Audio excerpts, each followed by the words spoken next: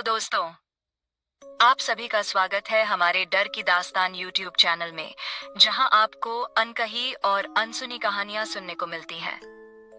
अगर आपको हमारी कहानियां पसंद आती हैं, तो हमारे चैनल को सब्सक्राइब जरूर करें।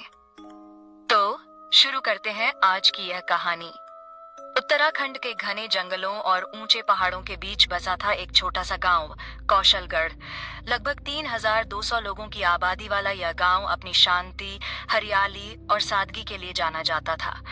यहाँ के लोग मेहनती और ईमानदार थे, जो खेती किसानी और पशुपालन से अपनी रोजी रोटी कमाते थे। गांव में हर कोई एक दूसरे को जानता था, दुख सुख में साथ खड़ा रहता था। गांव का मुखिया रघुनाथ सिंह सभी का आदर करने वाला और ईमानदार इंसान था। उसने अपने पूरे जीवन में गांव के विकास के लिए बहुत मेहनत की थी। गांव के लोग उससे बहुत खुश थे और उसे सम्मान की दृष्टि से देखते थे। उसकी एक बड़ी हवेली गांव के बीचों बीच थी, जो पीढ़ियों से वहां खड़ी थी। रघुनाथ सिंह का एक बेटा था, आदित्य। वह पढ़ाई के लिए विदेश गया था और अब अपनी शिक्षा पूरी करके गांव लौट आया था। वह युवा, तेज तर्रार और बहुत ही बुद्धिमान था। जैसे ही वह गांव लौटा, उसने अपने पिता के साथ मिलकर गांव के विकास के लिए नई योजनाएं बनानी शुरू कर दी। पिताजी, अगर हम गांव में एक नया स्कूल और अस्पताल बना दें, तो यह लोगों के लिए बहुत फायदेमंद रहेगा, आदित्य ने उत्साहित होकर कहा। रघुनाथ सिंह को अपने बेटे पर गर्व था। गांव में बदलाव आने लगा। लोग भी नई योजनाओं से बहुत खुश थे। हर तरफ खुशहाली थी। एक दिन गांव में एक अजनबी लड़की आई। वह लगभग 27 साल की थी, बेहद खूबसूरत और सुलझी हुई। उसने गांव वालों से कहा कि उसका इस दुनिया में कोई नहीं है और अब वह इसी गांव में रहना चाहती है। गांव के लोग शुरू में थोड़ा हिचकिचाए, लेकिन कुछ ही दिनों में उसने अपनी समझदारी और मीठी बातों से सभी का भरोसा जीत लिया। जब यह बात मुखिया रघुनाथ सिंह तक पहुंची, तो उसने सोचा कि इस लड़की को रहने के लिए कोई जगह दी जाए। बेटा, इस लड़की का कोई सहारा नहीं है, इसे हमारी हवेली में रहने दे देते हैं, रघुनाथ सिंह ने आदित्य से कहा। आदित्य ने भी हामी भर दी और वह लड़की अब हवेली में रहने लगी। गांव के विकास के लिए वह नई नई योजनाएं सुझाने लगी। उसकी बुद्धिमानी और खूबसूरती ने सभी को प्रभावित किया, खासकर आदित्य को। आदित्य धीरे धीरे उसकी ओर आकर्षित होने लगा। उसकी हंसी, उसकी बातें, उसकी सोच, सब कुछ उसे भाने लगा। कुछ ही महीनों में उसने उस लड़की को अपना दिल दे दिया। जब यह बात मुखिया को पता चली, तो उसने खुशी खुशी दोनों की शादी करवा दी। पूरा गांव इस शादी में शामिल हुआ और हवेली में खुशियों की बहार आ गई। सब कुछ ठीक चल रहा था। गांव में विकास तेजी से हो रहा था। लोग भी खुश थे। लेकिन किसी को क्या पता था कि यह खुशियां जल्द ही डरावने अंधकार में बदलने वाली थीं। कौशलगढ़ गांव में शादी के बाद सब कुछ सामान्य चल रहा था। आदित्य और उसकी पत्नी की जोड़ी को सब सराहते थे। गांव में विकास भी तेजी से हो रहा था, लेकिन किसी को यह अंदाजा नहीं था कि एक भयावह काली छाया धीरे धीरे गांव पर हावी हो रही थी। उस रात आसमान पर घने बादल थे। चांद की रोशनी मुश्किल से जमीन तक पहुंच रही थी। गांव के खेतों में रमेश, जो गांव का एक मेहनती किसान था, रोज की तरह अपने खेतों की देखभाल के लिए निकला था। वह अक्सर रात को खेतों का मुआयना करता था, ताकि फसल को जंगली जानवरों से बचा सके। रात के तीसरे पहर अचानक गांव की तरफ से एक दिल दहला देने वाली चीख गूंज उठी। गांव के लोग हड़बड़ाकर उठ बैठे। आदित्य और मुखिया भी हवेली से बाहर निकले और आवाज की दिशा में दौड़ पड़े। जब गांव वाले खेतों की तरफ पहुंचे, तो वहां का दृश्य भयावह था। रमेश मृत पड़ा था। उसके शरीर में खून की एक भी बूंद नहीं थी। गांव के बुजुर्गों और युवाओं ने रमेश के शरीर को घेर लिया। उसकी आंखें चौड़ी खुली हुई थीं, मानो उसने मरने से पहले कुछ बेहद भयानक देखा हो। ये क्या हुआ इसे? किसी ने डरते हुए कहा। गांव के एक बूढ़े आदमी, दीनानाथ, जो हमेशा पुरानी कहानियां सुनाया करते थे, भयभीत स्वर में बोले, ऐसा तो तब होता है जब कोई मायावी शक्ति इंसान का खून चूस ले। उनकी बात सुनते ही गांव में सन्नाटा छा गया। किसी को यकीन नहीं हो रहा था कि कोई अलौकिक शक्ति गांव में हो सकती है। अगले ही दिन एक और डरावनी घटना हुई। गांव के रामू काका की भैंस, जो एकदम स्वस्थ थी, सुबह मृत पाई गई और उसके शरीर में भी खून की एक भी बूंद नहीं थी। फिर फिर एक हफ्ते के भीतर ही गांव में 3 और लोगों की रहस्यमयी तरीके से मौत हो गई। सभी के शरीर सूखे पड़े थे, मानो किसी ने उनके शरीर से सारा खून निकाल लिया हो। गांव में इन रहस्यमयी मौतों के कारण आदित्य बेहद परेशान था। वह लगातार इस गुत्थी को सुलझाने की कोशिश कर रहा था, लेकिन कोई सुराग नहीं मिल रहा था। एक रात जब वह गहरी नींद में था, तो अचानक उसकी आंख खुली। उसने देखा कि उसकी पत्नी कमरे में नहीं थी। उसने सोचा कि शायद वह हवेली में कहीं होगी, लेकिन जब उसने पूरी हवेली छान मारी, तो वह कहीं नहीं मिली। आधी रात को वह कहाँ जा सकती है? आदित्य के मन में संदेह उठने लगा। उसने सोचा कि शायद वह गलतफहमी में है, लेकिन जब ऐसा कई रातों तक हुआ, तो उसका शक गहराने लगा। एक रात आदित्य ने सोने का नाटक किया। जैसे ही आधी रात हुई, उसने महसूस किया कि उसकी पत्नी धीरे से बिस्तर से उठी और कमरे से बाहर निकल गई। वह चुपचाप उसके पीछे गया। वह हवेली से बाहर निकली और गांव के सुनसान रास्तों से होती हुई गांव के पास के घने जंगल की तरफ बढ़ने लगी। आदित्य छिपकर उसके पीछे पीछे जाने लगा। उसका दिल तेजी से धड़क रहा था। कुछ ही देर में उसने जो देखा, उससे उसकी रूह कांप गई। आधी रात का सन्नाटा था। गांव नींद में डूबा हुआ था, लेकिन आदित्य की आंखों से नींद कोसों दूर थी।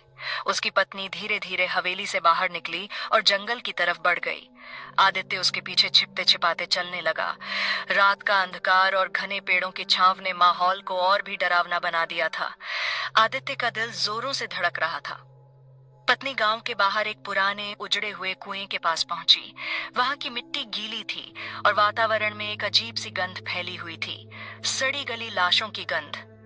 आदित्य एक पेड़ के पीछे छिप गया और उसने जो देखा, उससे उसकी रूह कांप गई। उसकी पत्नी ने अपने लंबे खूबसूरत बालों को खोल दिया। फिर धीरे धीरे उसने अपना रूप बदलना शुरू कर दिया। उसके नाखून लंबे और नुकीले हो गए, आंखें लाल हो गईं और उसका सुंदर चेहरा एक भयानक और डरावनी शक्ल में बदल गया।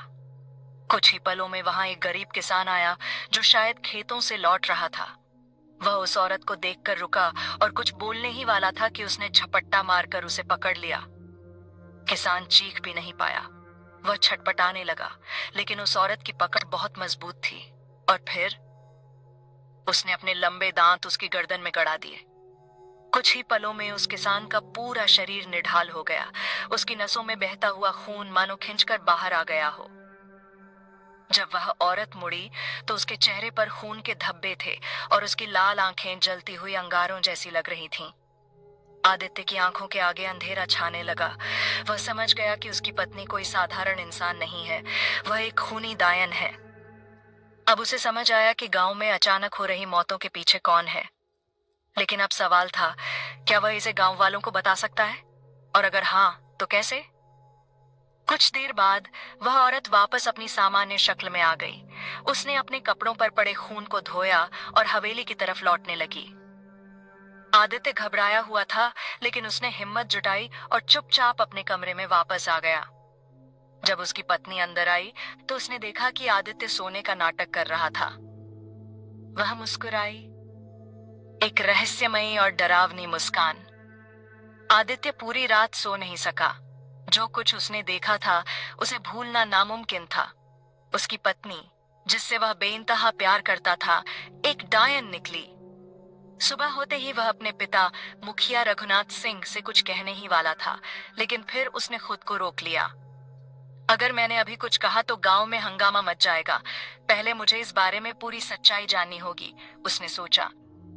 कौशलगढ़ गांव के पास ही एक छोटा सा मंदिर था, जहां पंडित त्रिलोचन बाबा रहते थे। कहा जाता था कि वे तंत्र मंत्र और बुरी शक्तियों के बारे में गहरी जानकारी रखते थे। आदित्य बिना समय गंवाए उनके पास पहुंचा। बाबा, मुझे आपकी मदद चाहिए। बाबा ने उसकी आंखों में झांक कर देखा, मानो वे उसके मन के अंदर छुपे भय को पढ़ रहे हों। बोलो बेटा, क्या परेशानी है? आदित्य ने पूरी घटना विस्तार से बताई। कैसे उसकी पत्नी आधी रात को घर से निकलती थी, कैसे उसने किसान का खून पिया और कैसे गांव में लोग एक एक करके मर रहे थे। बाबा की आंखें सिकुड़ गईं। वे कुछ देर तक मौन रहे, फिर बोले, जिसका तुम्हें डर है वही सच है। तुम्हारी पत्नी कोई आम स्त्री नहीं, वह एक डायन है। बाबा ने आदित्य को बताया कि यह कोई साधारण डायन नहीं थी, बल्कि एक प्राचीन और शक्तिशाली आत्मा थी जो सदियों से नरबलि लेकर जीवित थी। यह कोई आज की नहीं, बलि देखी गई 100 साल पुरानी आत्मा है। इसका असली नाम अज्ञात है, लेकिन इसे कभी किसी ने नहीं हराया। आदित्य का चेहरा फक पड़ गया। तो बाबा, इसका अंत कैसे होगा? बाबा ने गहरी सांस ली और बोले, डायन को मारना आसान नहीं। इसे पूरी तरह खत्म करने के लिए पहले इसकी असली पिंडी को नष्ट करना होगा। पिंडी? आदित्य ने चौंक कर पूछा। बाबा समझाने लगे, हर डायन की आत्मा किसी एक जगह बांधी होती है, या तो किसी पेड़ में, किसी पुराने घर में, या फिर किसी वस्तु में। जब तक वह चीज नष्ट नहीं होगी, तब तक डायन अमर रहेगी। आदित्य को अब समझ आया कि उसे क्या करना होगा। लेकिन बाबा, मैं यह सब करूं कैसे? वह बहुत चालाक और खतरनाक है। बाबा ने एक लोहे की ताबीज दी और कहा, जब तक यह तुम्हारे पास है, वह तुम्हें नुकसान नहीं पहुंचा पाएगी। लेकिन याद रखना, अगर उसने यह ताबीज देख लिया तो वह तुम्हें मार डालेगी। अब आदित्य को पता था कि उसे क्या करना है। उसे अपनी पत्नी की असली सच्चाई गांव वालों के सामने लानी होगी, लेकिन कैसे? अगर मैं उसे ऐसी जगह ले जाऊं जहां पंडित और गांव वाले मौजूद हों, तो शायद मैं उसे बेनकाब कर सकता हूं। लेकिन वह यह भूल गया था कि डायन केवल एक खूबसूरत चेहरा नहीं थी, वह बहुत चालाक भी थी। आदित्य अब जान चुका था कि उसकी पत्नी कोई इंसान नहीं, बल्कि एक खूनी डायन है। लेकिन सवाल यह था कि उसकी असली पिंडी कहाँ छिपी थी। गांव में मौतों का सिलसिला अभी भी जारी था। एक और ग्रामीण, हरिनाथ, की लाश खेतों में मिली, बिल्कुल सूखी हुई, खून की एक भी बूंद नहीं बची। गांव के लोगों में खौफ बढ़ता जा रहा था। वे अब रात में घरों से बाहर निकलने से डरने लगे थे। मुखिया रघुनाथ सिंह भी परेशान था। बेटा, ये क्या हो रहा है? गांव में ऐसी घटनाएं पहले कभी नहीं हुई। आदित्य जानता था कि अब चुप रहने का समय नहीं है। पिताजी, हमें इस रहस्य से जल्द पर्दा उठाना होगा। मैं एक पंडित के पास गया था। उसने बताया कि यह किसी मायावी शक्ति का काम है। मुखिया को यह सुनकर झटका लगा। आदित्य की पत्नी को अब महसूस होने लगा था कि आदित्य कुछ छिपा रहा है। वह उसे शक की निगाहों से देखने लगी। एक रात जब आदित्य सोने का नाटक कर रहा था, तो उसने महसूस किया कि उसकी पत्नी धीरे धीरे उसकी ओर झुकी। उसने अपनी आंखें हल्की सी खोलीं और देखा, उसकी पत्नी की आंखें चमक रही थीं और वह धीरे धीरे अपने नाखून बढ़ा रही थी, जैसे उसे मारने का इरादा रखती हो। लेकिन तभी उसके गले में पंडित द्वारा दिया गया लोहे का ताबीज चमकने लगा। डायन एक झटके से पीछे हट गई और गुस्से में फुफकारने लगी। अब आदित्य को यकीन हो गया कि उसकी पत्नी को पता चल चुका है कि वह उसकी असलियत जान गया है। अब मुझे जल्द ही कुछ करना होगा, नहीं तो मैं भी उसका अगला शिकार बन जाऊंगा। अगली सुबह आदित्य पंडित त्रिलोचन बाबा के पास पहुंचा और उनसे मदद मांगी। पंडित बोले, हमें गांव के सभी लोगों को इकट्ठा करना होगा और डायन को बेनकाब करना होगा। लेकिन याद रखना, अगर वह हमले पर उतारू हो गई तो हमें उसकी पिंडी को नष्ट करना होगा। आदित्य ने गांव के लोगों को इकट्ठा किया और उनकी आंखों में देखते हुए कहा, गांव में हो रही रहस्यमयी मौतों की असली वजह एक डायन है जो हमारे ही बीच मौजूद है। लोग चौंक गए। कौन है वो? आदित्य ने गहरी सांस ली और कहा, वो कोई और नहीं बल्कि मेरी पत्नी है। गांव में हड़कंप मच गया। कोई इस पर यकीन करने को तैयार नहीं था। कैसे यकीन करें कि तुम सच कह रहे हो? एक बूढ़े आदमी ने पूछा। आदित्य ने कहा, अगर मेरी बात झूठी है तो वह बिना किसी डर के मंदिर में प्रवेश कर सकेगी, लेकिन अगर वह सच में डायन है तो वह मंदिर के अंदर नहीं जा पाएगी। गांव वाले सहमत हो गए और उन्होंने आदित्य की पत्नी को मंदिर बुलाया। जब वह आई तो उसने आदित्य की आंखों में देखा। उसकी आंखों में गुस्सा था, पर वह मुस्कुरा रही थी। मैं मंदिर क्यों जाऊं? तुम सब मुझ पर शक कर रहे हो, उसने धीरे से कहा। गांव वाले अब भी असमंजस में थे, लेकिन आदित्य और पंडित ने उसे मजबूर किया। जैसे ही वह मंदिर के द्वार के पास पहुंची, अचानक उसकी शक्ल बदलने लगी। उसकी आंखें लाल हो गईं, उसके लंबे नाखून बाहर आ गए और उसके दांत बड़े और नुकीले हो गए। गांव वाले डर से चीख उठे, डायन! ये सच में डायन है। अब वह किसी को धोखा नहीं दे सकती थी। डायन जोर से चिल्लाई, जिससे मंदिर की घंटियां अपने आप बजने लगीं। तुम सबने मेरी असलियत जान ली, अब मैं तुम्हें नहीं छोड़ूंगी। वह जमीन से कुछ इंच ऊपर उठी और गांव वालों पर हमला करने लगी। पंडित ने तुरंत मंत्रोच्चार शुरू कर दिया और आदित्य ने जलती हुई अग्नि में लोहे की तलवार डालकर उसे पकड़ लिया। अब तेरा अंत होगा, आदित्य चिल्लाया। लेकिन डायन को मारने से पहले उसकी पिंडी को ढूंढना जरूरी था। पंडित ने आंखें बंद की और गहरी आवाज में कहा, उसकी आत्मा एक पुराने कुएं में बंधी है। जब तक वह कुआं नष्ट नहीं होगा, यह अमर रहेगी। मंदिर के बाहर भयानक माहौल था। डायन अब अपने असली रूप में आ चुकी थी। लंबे नाखून, जलती हुई लाल आंखें और हवा में तैरता हुआ शरीर। गांव वाले डर और घबराहट में इधर उधर भाग रहे थे। कुछ ने तो आंखें बंद कर लीं, क्योंकि उन्होंने कभी इतनी खौफनाक चीज नहीं देखी थी। लेकिन आदित्य अब पीछे हटने वाला नहीं था। पंडित त्रिलोचन बाबा ने जल्दी से मंत्र पढ़ते हुए आदित्य से कहा, जल्दी करो, तुम्हें उस कुएं तक पहुंचना होगा और उसे नष्ट करना होगा, वरना यह डायन अमर बनी रहेगी। आदित्य, मुखिया रघुनाथ और कुछ गांव वालों ने जलते हुए मशालें उठाईं और उस पुराने कुएं की तरफ दौड़ पड़े। जैसे ही वे कुएं के पास पहुंचे, डायन हवा में उड़ते हुए उनके सामने आ गई। तुम्हें क्या लगा, मुझे मार सकोगे? उसकी आवाज इतनी डरावनी थी कि कुछ गांव वाले डरकर पीछे हट गए, लेकिन आदित्य और पंडित पीछे नहीं हटे। डायन ने जोर से चीखते हुए हवा में पंजा मारा और अचानक एक गांव वाला जमीन से उठकर हवा में लटक गया। उसकी गर्दन मुड़ गई और एक चीख के साथ उसकी जान चली गई। अब समय बहुत कम था। आदित्य ने मशाल जलाकर कुएं में झांका। कुएं के अंदर एक काली मिट्टी की गुड़िया पड़ी थी। यह वही पिंडी थी जिसमें डायन की आत्मा बंधी हुई थी। पंडित ने जोर से मंत्र पढ़ना शुरू कर दिया। एयूएम क्रीं काली कपालिनी स्वाहा। डायन ने एक भयंकर चीख मारी और जमीन पर गिर पड़ी। कुएं के पास अंधेरा घना हो गया था, जैसे काली शक्तियां आसमान में उमड़ने लगी हों। आदित्य ने जलती हुई मशाल उठाई और कुएं में पड़ी उस रहस्यमयी पिंडी को देखा। काली मिट्टी की एक गुड़िया, जिससे एक अजीब सी ऊर्जा निकल रही थी। यही इसकी आत्मा का असली बंधन है, पंडित त्रिलोचन बाबा ने जोर से कहा। जैसे ही आदित्य ने मशाल को कुएं में डालने के लिए हाथ उठाया, डायन जोर से चीखी, नहीं। उसकी चीख इतनी भयानक थी कि पेड़ों की टहनियां हिलने लगीं और हवा में एक भयंकर हलचल मच गई। अगर तुमने इसे जलाया तो मैं तुम्हें अभी मार दूंगी। लेकिन आदित्य अब डरने वाला नहीं था। उसने डायन की आंखों में देखा और पूरे बल से जलती हुई मशाल उस कुएं में फेंक दी। जैसे ही आग पिंडी को छुई, कुएं के अंदर से एक भयंकर गर्जना हुई। नहीं, यह नहीं हो सकता, डायन चिल्लाई। वह दर्द से तड़पने लगी। उसकी खौफनाक काली चमड़ी जलने लगी। उसकी आंखों से लपटें निकलने लगीं और उसका शरीर हवा में कांपने लगा। गांव में भयानक हलचल मच गई। पेड़ उखड़ने लगे, हवाएं तूफान की तरह बहने लगीं। पंडित ने और तेज मंत्र पढ़ना शुरू किया।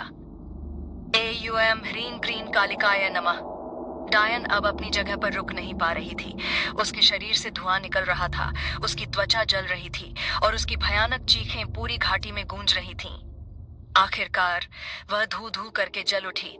उसके शरीर की हड्डियां चटकने लगीं और एक आखिरी जोरदार चीख के साथ वह जलकर राख में बदल गई। गांव में फैला अंधेरा अचानक छौंट गया। हवा शांत हो गई और चांदनी फिर से जमीन पर फैल गई। गांव के लोग जो अब तक छिपे हुए थे, धीरे धीरे बाहर निकले। उन्होंने देखा कि डायन पूरी तरह से समाप्त हो चुकी थी। मुखिया रघुनाथ ने अपने बेटे आदित्य को गले लगा लिया। तूने हमारे गांव को बचा लिया बेटा। पंडित त्रिलोचन बाबा ने संतोष की सांस ली और कहा, अब यह गांव फिर से सुरक्षित है। बुरी शक्तियां हमेशा के लिए नष्ट हो गई हैं। गांव वालों ने खुशी से जयकारे लगाए। लोगों की खोई हुई हंसी वापस आ गई। खेतों में फिर से काम शुरू हुआ और धीरे धीरे गांव अपनी पुरानी खुशहाल जिंदगी की ओर लौट आया। आदित्य की आंखों में अब भी अपनी पत्नी की यादें ताजा थीं, जिससे उसने प्यार किया। वह असल में एक खौफनाक डायन थी। लेकिन उसने एक बात समझ ली, बुराई कितनी भी ताकतवर क्यों न हो, अगर इंसान में हिम्मत और सच्चाई हो तो वह हर अंधकार को मिटा सकता है। और इसी के साथ कौशलगढ़ गांव में फिर से शांति लौट आई। लेकिन जंगल के पेड़ों के बीच अब भी एक रहस्यमयी सन्नाटा था। क्या सच में बुरी शक्तियां खत्म हो चुकी थीं, या कोई नया खतरा फिर से उभरने वाला था।